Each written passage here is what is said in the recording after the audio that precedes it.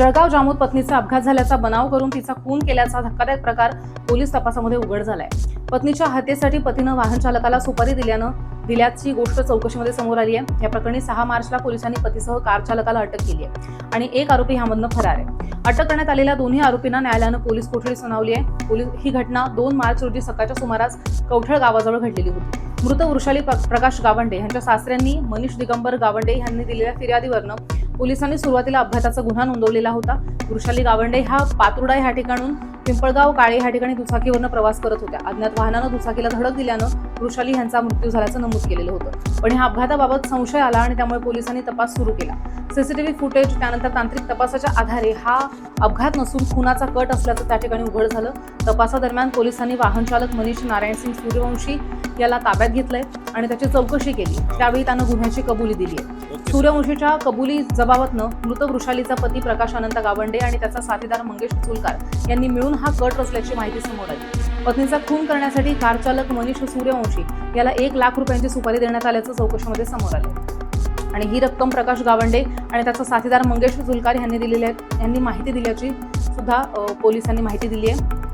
पोलिसांनी आरोपींना अटक करून न्यायालयामध्ये हजर केलं तेव्हा 3 दिवसांची पोलीस कोठडी सुनावली आहे। तर तपासादरम्यान आणखी एक धक्कादायक बाब समोर आली आहे। पत्नी वृषाली गावंडे यांना मारण्यासाठी पती प्रकाश गावंडे यानं यापूर्वी 3 वेळा विष देण्याचा सुद्धा प्रयत्न केल्याचे यामध्ये उघड झाले, पण तो प्रयत्न अपयशी ठरल्यानं अपघाताचा बनाव रचून खून केल्याचं पोलीस तपासामध्ये स्पष्ट झालं। तर आपल्या पोलीस स्टेशन जळगाव जामोद येथे 2 मार्च 2026 रोजी फिर्यादी मनीष दिगंबर गावंडे यांनी आपल्याकडे तक्रार दिली की त्यांची जी सून होती वृषाली प्रकाश गावंडे हिचा कुणीतरी अज्ञात वाहनाने धडक देऊन अपघात केलेला आहे। या फिर्यादीवरनं आम्ही एक गुन्हा दाखल केला।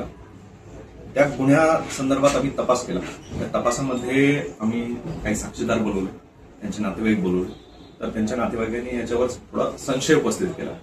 मग पोलीस स्टेशनचे इन्चार्ज नितीन पाटील साहेब तसेच एसडीपीओ साहेब यांनी त्याचा सखोल चौकशी केली।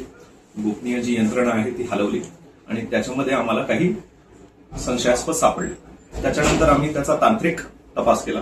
सीसीटीव्ही असतील, सगळे जे काही कॉल रेकॉर्ड्स असतील त्याची तपासणी केली आणि काही संशयित आम्ही वाहनं त्याच्यातनं आम्ही निष्पन्न केली आणि त्यामार्फत त्यांची चौकशी केल्यानंतर असं कळालं की यांची जे मृतक होती वृषाली प्रकाश गावंडे यांचे पती प्रकाश गावंडे तसेच मंगेश सावळकर आणि गाडी चालक मंगेश सूर्यवंशी असे 3 लोक याच्यामध्ये निष्पन्न झाले आणि यांची ज्यावेळेस आम्ही सखोल तपासणी केली, चौकशी केली, सगळे तांत्रिक पुरावे हस्तगत केल्यानंतर जे काही माहिती आली त्यांचं इंट्रोगेशन केलं, सायंटिफिक इंट्रोगेशन, त्याच्यानंतर असं कळालं की जे यांचे पती होते प्रकाश गावंडे यांनी पैसे देऊन या खुनाचा कट रचला आणि पैसे दिल्यानंतर जो चालक होता मंगेश सूर्यवंशी त्यांनी ती गाडी अशा पद्धतीने चालवली त्या महिलेला मागून धडक देऊन तिचा खून करण्यात आला।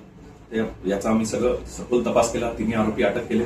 याची रक्कम दिली होती हे कट करण्यासाठी आणि घडवून आणण्यासाठी, ती रक्कम देखील आम्ही जप्त केलेली आहे। आरोपी आमच्या ताब्यात आहे, पीसीआर घेतलेला आहे। सर्वांचं श्रेय जे आहे तपासाचं आमचे पोलीस अधीक्षक श्री निलेश तांबे साहेब यांच्या मार्गदर्शनाखाली आणि आयजी सर आहेत त्यांच्याही मार्गदर्शनाखाली आम्ही वारंवार त्यांनी आम्हाला या गुन्ह्यासंदर्भात गाईड केलं आणि पूर्ण क्रेडिट नितीन पाटील आणि जे ठाणेदार आहेत जळगाव जामोदचे त्यांची टीम यांचाही ह्याच्यामध्ये भरपूर चांगला तपास झाला आणि आम्ही हे जो काही कट होता हे उघडकीस आणू शकलो आणि पुढची प्रक्रिया आता चालू आहे। धन्यवाद।